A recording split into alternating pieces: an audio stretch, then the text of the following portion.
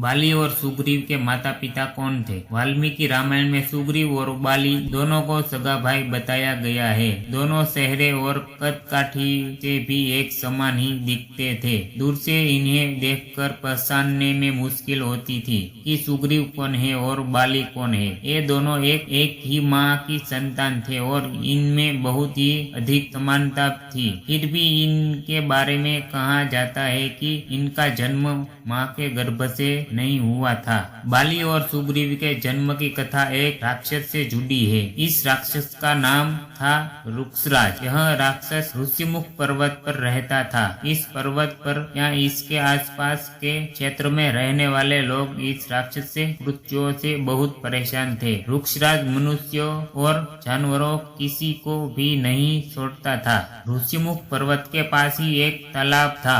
इस तालाब की विशेषता के बारे में रुक्षराज को जानकारी नहीं थी और एक दिन वह इस तालाब में नहाने चला गया। जब रुक्षराज राक्षस नहाकर तालाब से बाहर निकला तो खुद को देखकर हैरान में पड़ गया। उसका शरीर एक सुंदर स्त्री के रूप में परिवर्तन हो गया। रुक्षराज हैरान और परेशान होकर पर्वत पर बैठा हुआ था।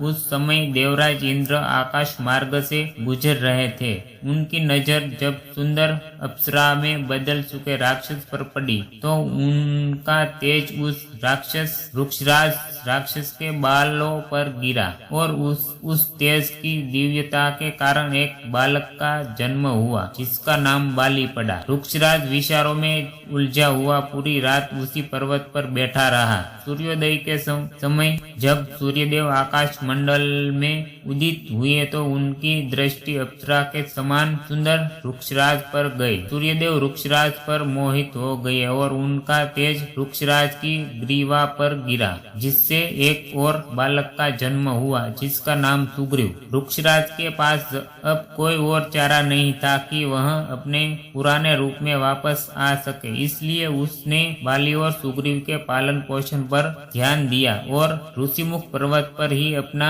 साम्राज्य स्थापित किया। इस पौराणिक कथा के आधार पर ही कहा जाता है कि एक ही माँ की संतान होने के बावजूद बाली और सुग्रीव का जन्म माँ के गर्भ से नहीं हुआ था।